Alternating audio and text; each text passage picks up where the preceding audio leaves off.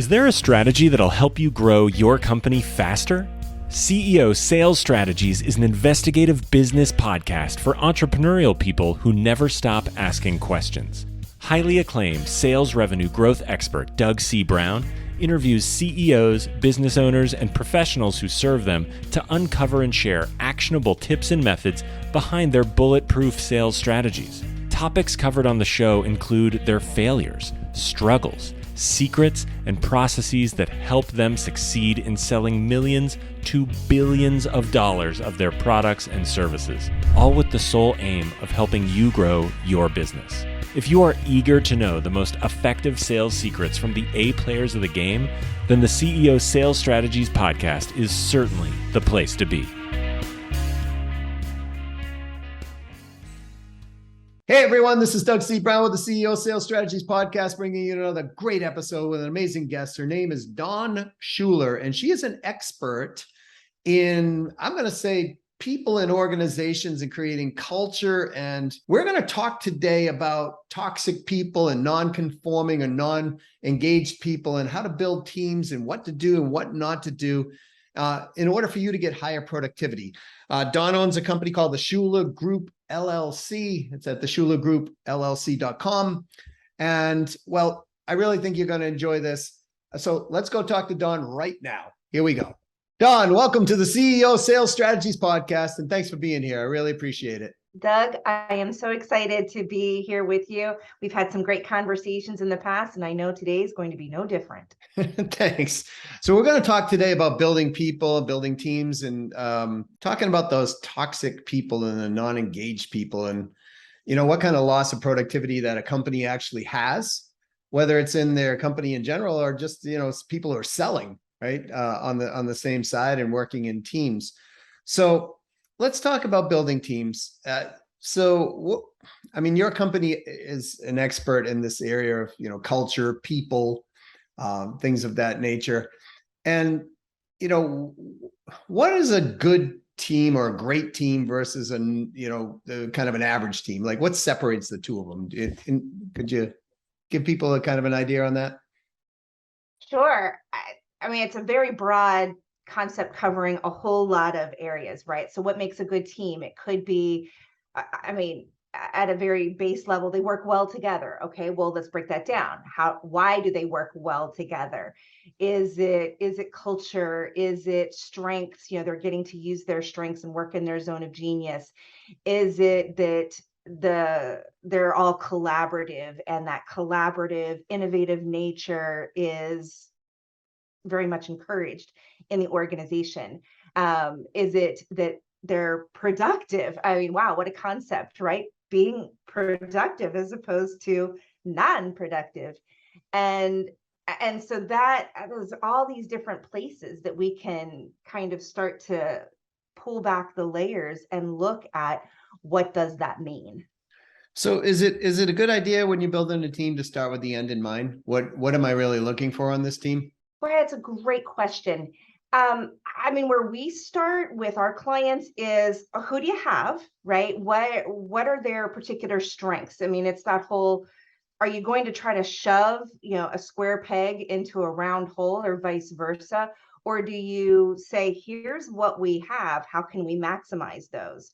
And then here's where our gaps are. How can we fill those gaps? Whether it's bringing someone else on that's maybe not being utilized to the best of their abilities. And so with the end in mind, that would be, if you're thinking about a specific project, which is very, very, very valid.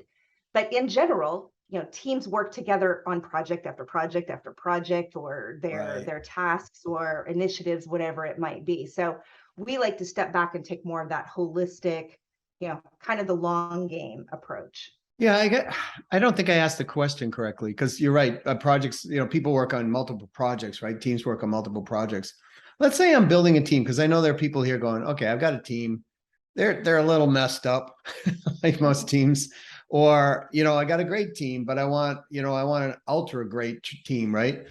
And it kind of occurred to me that, when I've been building teams in the past, sometimes I didn't ask that question, like, okay, what do I ultimately want in a team? Because, especially when you're in a fast growing, company, or, your company's just growing fast, you just got to fill bodies to, and then you get the bodies and you're like, oh gosh, this sort of worked, but didn't work out. Like, or people who are like outsourcing to teams, when they're building a team, like in an outsource capacity.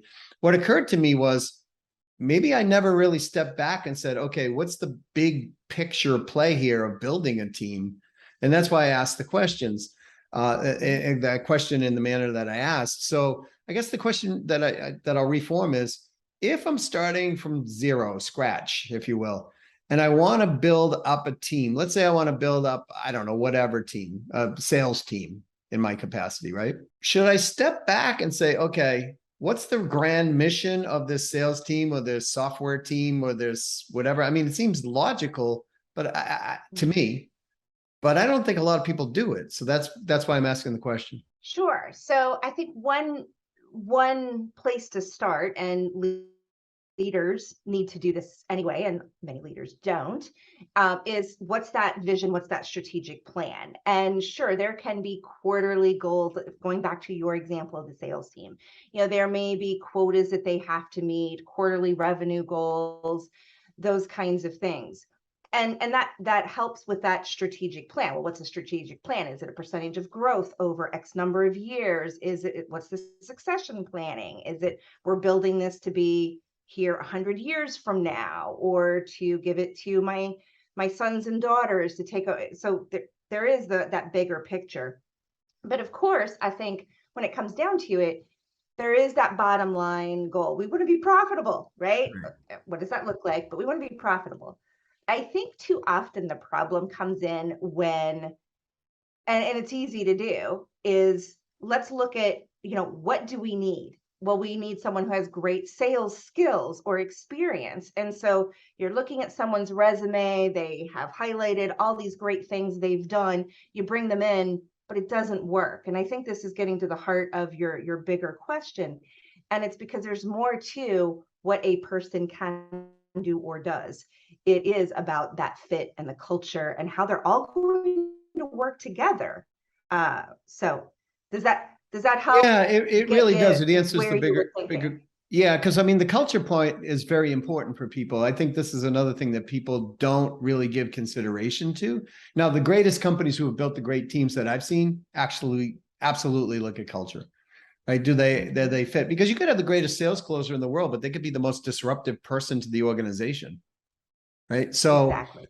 So how do you advise companies on, building their culture? I mean, where do they start? Where do they, or even if they're involved right now and they want to change their company culture? I guess that's two different questions. So let's start with, where do they start if they want to build a culture?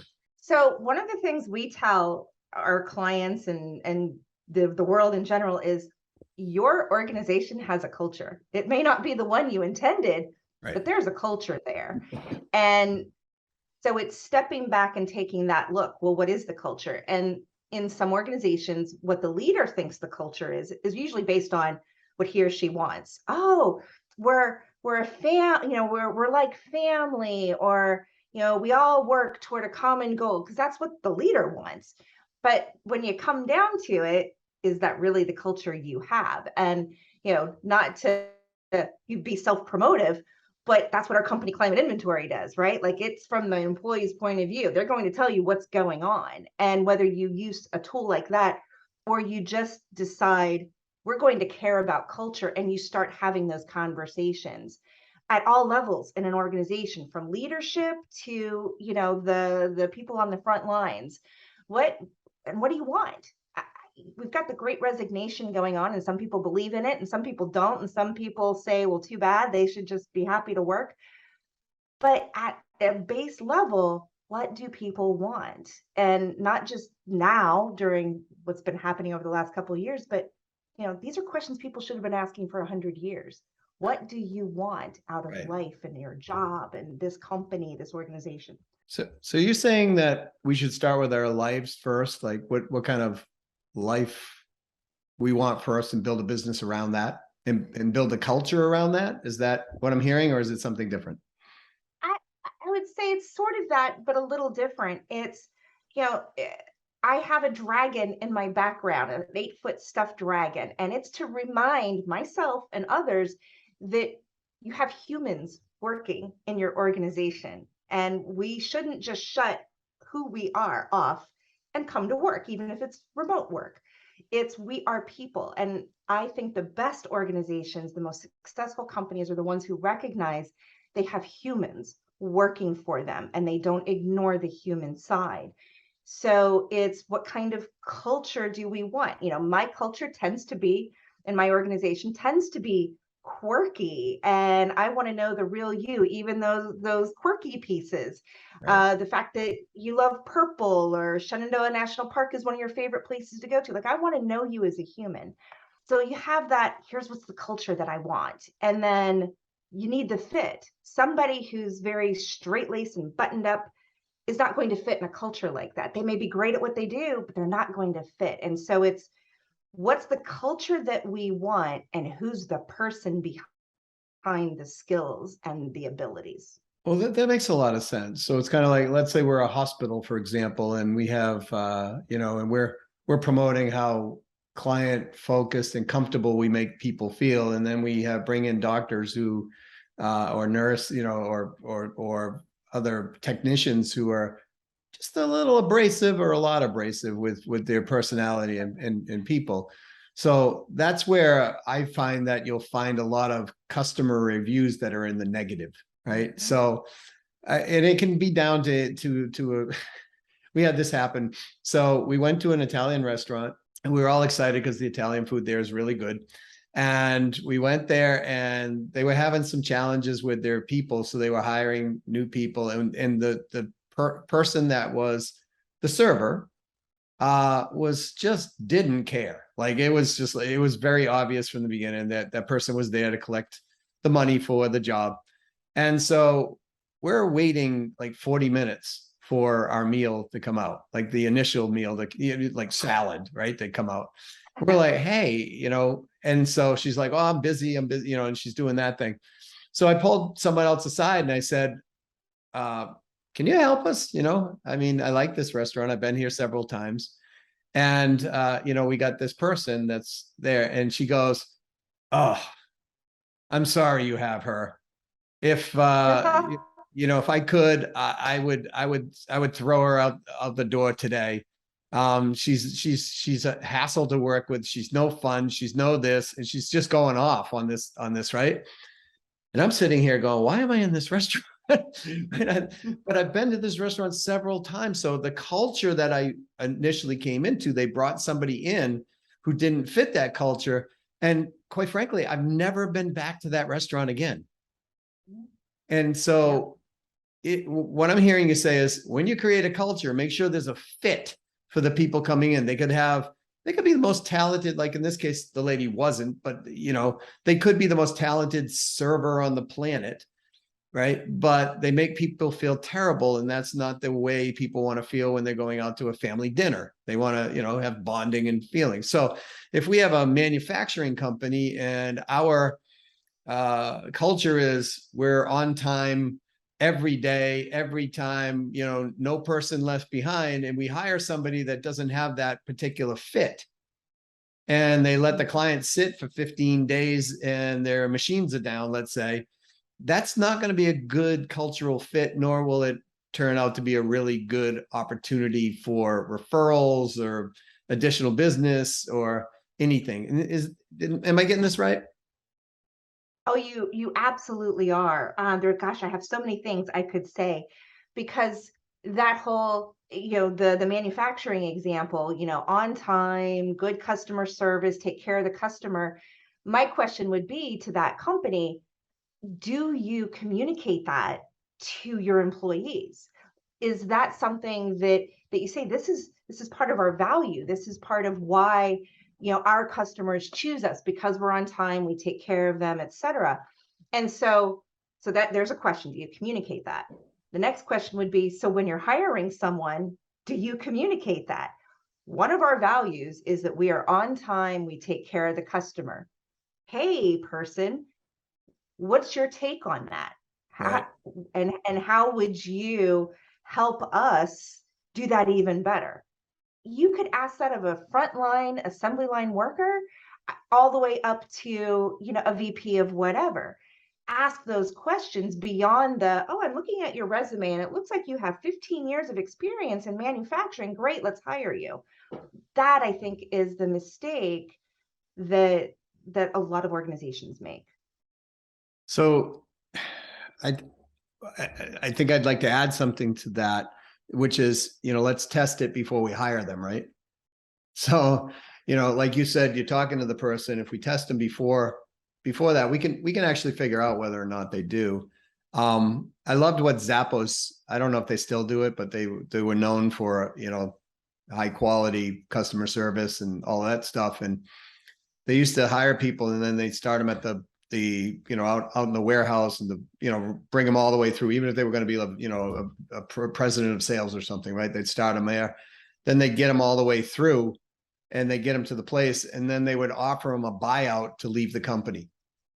Mm-hmm. So it was like part of their job process and onboarding process, because they wanted to know that people were heavily invested in that culture, in that fit for the company. And now that seems counterintuitive to a lot of people. Basically, like, why would I do that? Train this person, then get rid of them? Well, it's long term, it was far less costly to do that for a company than it is to have somebody in there wreaking havoc in the culture. We're speaking with Dawn, D-A-W-N, Shuler. And Dawn owns a company called the Shuler Group, LLC. They're at the shulergroup.llc.com. Dawn, you have a quiz, I think, on your website, actually, that will test for culture. Is that right? Absolutely. It's a quick quiz. I forget how many exact questions, but it's going to take you under 3 minutes. And it's going to, based on your answers, tell you if your organization is on this spectrum of spinning in place, or a teeter-totter, or a legacy organization. And of course, this is from just the one person's viewpoint taking the quiz. But it gives you an idea of perhaps what that culture is that you might have, and maybe some things that you can do to improve it, no matter where you are on that spectrum. Sounds like a great tool. I appreciate that. I want to talk about toxic people in organizations. I'll share a client that I had one time. Somebody asked me to take a look at their company, and I did. And they wanted me to help them with their sales, basically, bottom line, right? So I looked at their sales team, but in doing the process of doing the company due diligence and the audit on the company, I discovered they had an 82% turnover of their employee base every year. Yeah, it was huge, right? So 82%, and it wasn't just 1 year, it was year over year. They just almost exact numbers, 82%. And so when I got there, I approached the CEO and I said, why? And he goes, I don't know, they just turn over, right? And so as I started going, I know. So as I started going through this process, the company was in a decline mode at this point. So they were doing, they declined from 50 million to 48 million, and they were declining. And so what I found was there was one particular employee who was, quote, one of their best, longest salespeople at the organization, but he was going in there wreaking havoc with the people in the organization. He was demeaning people, to them. He was just abrupt. When I talk to the clients, they're like, yeah, I haven't heard from this guy in, 6 months. I'm sitting here, this type of thing. And so I went to the CEO of the company and I said, look, you got a challenge with this person, and that's causing a bit of this turnover. And it's also causing a lot of your challenges here financially. So I'd like to either move him to a new mountain and just put him out in the pasture. He can still work for your company, but just keep him separated from everything and everybody you can, or let him go, right? And so the CEO says, let him go. So I promptly let him go. Now, here's the crazy part. Improvement started in the company. But the CEO and this guy were lifetime friends. So he goes back to the CEO and he says, listen, I'll change. I'll do whatever. The CEO hires him back immediately. and decline started happening within the first week to 2 weeks again. Wow. We went through 3 cycles of this, and I finally said, you hire them back, I quit. Take your pick. Right? And so the reason I'm bringing this up is because this company ended up getting into a legal matter with the United States government after I had left. It was 18 months after I quit because he hired him back the 3rd time. And they literally shut the company down. They fined the company $120 million. And the crazy part is they built up using the system that I put in there from 48 million to 110 million before the government came in and shut them down. Now, here's my question to you. How quickly should we remove toxic people from an organization? Or what do we do with toxic people? Because almost every company I've ever talked to, even if there's a family-run business, the sister, is coming in at 11 a.m., leaving at 2 p.m., running marketing, nothing's happening, and the family's upset, but they're keeping her on to keep the family together or whatever it might be. So what would you recommend to people when they have toxic people in the organization to do?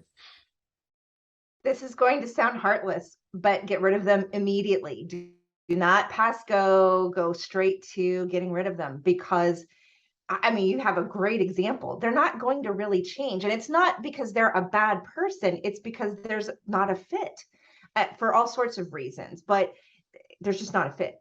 And so the example I have, which is, on the good side of when you actually do get rid of the toxic employee and you don't bring them back, is we worked with a firm, and through our company climate inventory and our own audit process, we found kind of what you did. You've got a toxic employee. Now, ours is anonymous, so we didn't know who. It sounds like you know who because you were working with the sales team. So we didn't know who. So we met with the leadership team and we said, "We have a toxic employee," and it was 3 of them, and they said, "All right, well, let's write down the name," because they didn't want to say it out loud because it was, the walls were thin. So they write down the names. So 3 of them, they write down. So we uncover the papers, and there's 2 different names. And they look at that, and all 3 of them said, "Yeah, we're good with letting them go." Both of them, right? They didn't need to have a consensus. They fired them within 2 weeks. One person had been there for 11 years. One person had been there for 15 years. One of the people was considered the office bully. The other person, when they'd see him coming down the hall, we found this out later, they'd see him coming down the hall, they'd close the doors to the office because he would just waste their time and all that. They got rid of these 2 employees, and we followed up with the client a couple of weeks, a month later, and he said, "Frankly, I'm irritated." He said, "Everybody's acting like it's a party around here. They're happy. They're pleasant. They're smiling." And he's like, "I just had to fire 2 people." And I'm like, it's because there's this relief. It's almost like PTSD, right? Like they've Right. been dealing with these people for over a decade. And he's like, "Okay, I guess that makes sense." So there's that piece. So that's that, happy, joyful, la, la, la. The bottom line piece is they didn't replace either of those 2 positions. The work got easily absorbed by other people. And he said, there's no strain. Nobody's having to take on all this extra work. And he's like, "I should have done this years ago." Right. So they saved the salary, they got more productive, they saved some client accounts, because kind of like your example, the one guy hadn't been in touch for months, and it's like, what the heck's he been doing? So Right. it all works out if you get rid of the people and don't bring them back. And don't be surprised then. What I heard is, don't be surprised if it's like the Wizard of Oz when the Wicked Witch of the East was knocked off by Dorothy, and the town comes out and rejoices. And that's just kind of a normal part of the process. And that's what happened the first time I let this first person go, because there were people who had filed their termination note. They were like, "I'm done," and they had filed to leave to other companies. That when I let this person go, they actually rescinded that and said, "I'd like to stay here."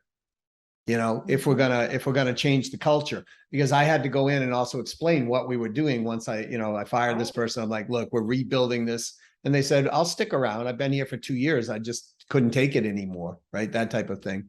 So I think your advice is so sound. Just let them go. Like, boom, the old, what's the old adage, hire slow, fire fast, Yeah. if you will. Now, what about non-engaged people? Before we do that, we're speaking with Dawn Shuler of the Shuler Group LLC.com. Dawn is she and her company specialize in company culture. Dawn, why don't you tell people what you do, just so I don't mess it up? Absolutely. Well, so we look at three different things: the right people in the right seats doing the right things and at their top performance. And so we're not a hiring or a recruiting firm. We really look at what is your culture? Do you have engaged employees? Are you developing your people? How's your leadership and management program? And so that's where that right people in the right seats comes in. And then is it clear what their roles are? And do you have some blurry lines where, well, I'm not sure who's responsible for this? Is it me? Is it her? Is it him? What is it? So helping to clarify so that everybody is on the same track. Like we use that metaphor of everybody rowing the boat in the same direction, as opposed to rowing the opposite direction, or the non-engaged employees just kind of not rowing at all. And so as a metaphor, that's what we do, is we help an organization get everybody rowing in the same direction. That's a great metaphor, because I've actually been in a boat with multiple people where we've been rowing, and one person's like, oh, this is going fine, so I'll just like pull my oar out of the water and I'll just enjoy the ride. That's the non-engaged one, what you're telling me. And then, it's usually, because back then it was a bunch of guys that we were in the boat together rowing. So, your best friend's like, oh, well, Doug's doing it. Let me screw him up. I'll just stick my oar in the water and push back the other way. Right. That's the toxic one, really, when it comes down to it. So if people have non-engaged people, because it does happen. I mean, life happens. Sometimes people just, things happen. People, deaths happen, divorce happens, I don't know, just life, right? That type of thing. What do we do about non-engaged people? Can we train them out of it? Do we need to let them go? How do you handle that if you have a non-engaged person? That is a great question. I do a workshop called, Build Your Team with Rock Stars, Not Rocks. And you have your A players, B players, and C players. And so those A players are the ones that are, they want to row the boat in the right direction, right? The B players are the ones like, well, when you tell me to, I will. And the C players are, the one that's going, screw this, I'm going to do it the opposite way, or I'm just, whatever. And so I always get the question, well, what about your B players in your organization? Can they become A players, which is basically what you're asking. And my answer is, it depends. And it goes back to that culture. Is it, what's your culture? Are they a fit for the culture? Are they maybe the right person, which means they're a fit for the culture, but they're in the wrong seat? Like that's not, you put them in this frontline marketing, sales, and they're really like much happier. Put them in a cubicle where they can wear their headphones and they can code all day, right? Right. And then they're happy as a clam, and vice versa. And so that's the depends part.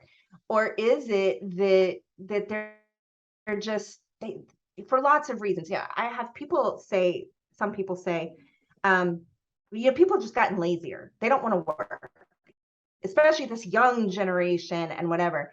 And I disagree. And part of it is because I have two daughters who are 26 and 23. And I'm a hard mama. I'm a loving mama, but I can be objective about my daughters. They are the hard workingest, I'll call them kids, but it's like, no, I don't think it's a generational thing. I think it's that they're more vocal about what they want. And we could go down that road. So I'll try to come back to, what do they want? And is your organization giving them what they want? Have you even cared to find out? Does your organization have a way for them to develop? Whether it's, they want to advance up the proverbial ladder or other ways, because like one of our clients is a nonprofit, and nonprofits, in this particular realm, typically they're fairly, they're fairly flat. There's not a very, vertical way for people to advance. But if you work at a nonprofit, you might accept that. But are there other ways to develop? Are there skills? Right. Is there training? Is there mentoring? Is there whatever? So that's where I go to ask them what they want. Ask them what they want out of life and work is a part of life. So it's not just, do you want to sit on a beach drinking pina coladas all day as far as what you want out of life, or what kind of fulfillment do you want from your work? Sorry, I get really passionate, and I can go on and on and on. It's very sound. And I would love to drink pina coladas more often, but I don't do that. Right. So, because I'm allergic to alcohol, number one. But virgin pina coladas are good. So, there you go. I liken this to dating, right? And like when we date people, in the original portion of that, we ask a lot of questions. What are you looking for, in life? What would you like to do? How would you like your life to be? We ask those type of questions, maybe not directly in those specific questions, but we do ask those questions in a capacity to understand and learn about this person to see if we want to progress the relationship to the next levels. And I don't think people, when they hire people, they look at it that way. They go, "Oh, Joe is going to be the operations, director or whatever." And the operations director says, "This is your skill set that's needed, and this is the job you do." But very few companies ask Joe, "Is this really what you want to do long term? Or is it, what else would you like to have out of this opportunity that we have within the company?" And I think that really limits the growth of a lot of companies. I'll be a little braggadocious about myself at this moment. I went into a company one time and I was their top salesperson out of 300 plus salespeople. That were like 315 of us. And one day I discovered something that I wanted to kind of figure out would it work. And I figured it would work. So I went out and sold it. And I sold it to 6 major companies. And I created a product set we didn't own. And the engineers were not happy with me at all. The CEO eventually was very happy with me because they made tens of millions of dollars off this thought, right? But what I didn't have in that organization was an ability to be expressive and grow in that capacity of being creative, because I was slotted in as a sales, major account executive for this company, which was fine. I got paid well and all that other, but I eventually left that company to go start my own company because I couldn't find that creativity any longer within the company. Now, if I had found that, I might have still been there today, right? Because I liked the people, I liked the company was, everything was good. To the point where, and this is the point I want to make, they offered me when I was leaving to triple my salary, to triple my compensation. And I still left because I was doing about 160,000 a year. They offered me 450,000 a year to stay at the company. And I still left because of that. So the message I'm trying to get across that's supporting what you're saying is you got to ask people what they want. If you want them to be there long term, if you want them to turn over in a year or 2 years, that's fine, right? Because that's what will happen. So, Don, any closing parting thoughts that I didn't get to? Because, we could talk all day and I really love talking with you. But people on listening to this are going to go, "Hey, Doug, got to get onto something else today." So anything maybe I should have asked you that I didn't, or, do we cover everything in a great way? Well, I think we did. We covered a lot of ground, and I hope that the listeners are finding some nuggets and things that they can apply. The last thing that I would leave everybody with is, and I've already said, ask people what they want. And the other side of that is people crave feedback. They want to know how they're doing. And then sometimes part of the problem is how we might give feedback. And there's the critical improvement, or there's the, "Hey, you're doing a great job." And so it kind of goes hand in hand. Have conversations, talk to these people. They're humans, remember, but we all have our dreams and aspirations. And even if it's to sit on the beach and drink, virgin pina coladas, all right, well, why? What is it about that? I mean, anyway, but ask questions, give feedback, have real conversations, and remember that these are humans that we're dealing with, and we are human as well. Well said, Don. I appreciate that. And I'm very grateful you're here today on the CEO Sales Strategies podcast. Love to have you back again sometime if you'd like to come. And again, thanks for being here. It's been great. And like you, I think we could just do this all day long. So it's been a blast. Kind of sad it's over, but appreciate the opportunity. And thanks everybody for listening. Well, I took a bunch of notes. I don't know about you, but there's a lot of things here that I'm going to go through. I'll try to keep it short. When it comes to toxic and non-performing people, toxic people, if you can't isolate them, you must release them.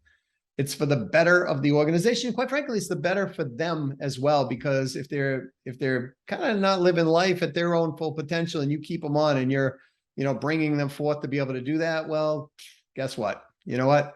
They'll continue on their ways, and maybe it's not the most healthy thing for them, nor their family or the people that they love or around them. Non-performing people, well, if you can train them, train them. You don't have to release those type of people, or sometimes just must relocate either toxic or non-performing people to different job roles where they become, what you want them to be and what they want to be, all in the same capacity. So I love what you said. You got to communicate and ask people what they want, because if we don't look a little bit long term here, when we're hiring people will turn over, and it's very expensive. It can be 150, 250% of even base salary, depending on who they are, where they come from, what role they're in, et cetera, right? So we don't want to turn these people over and over and over again. And we want them to fit into the culture. So what is your culture? How do you look at your culture? How do other people look at your culture? If you don't know what your culture is, ask the people within, and ask the people who are your customers and the people that you're thinking about doing business with. They will give you what the culture is. Remember, a culture is kind of it's a brand in a lot of ways. It's part of your brand.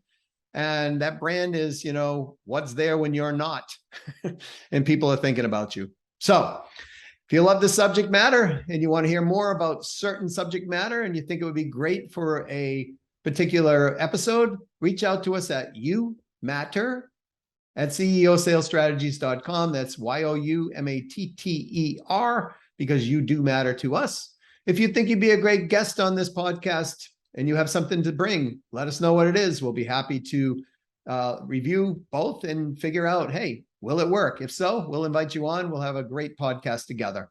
If you love this podcast, please give it a 5-star review. Tell people about this. The more people that know, the more people that listen, the more people we can help. And of course, if you want help with yourself, somebody within your company, someone or your whole team, and you want to help them get to the top 1% in their sales capacity and earnings, reach out to me at doug@ceosalesstrategies.com, or you can hit me up on LinkedIn at DougBrown123. So this is Doug C. Brown signing off for now, saying go out, sell something, sell a lot of it, sell it profitably, do it legitimately, play win-win, make someone happy today. To your success.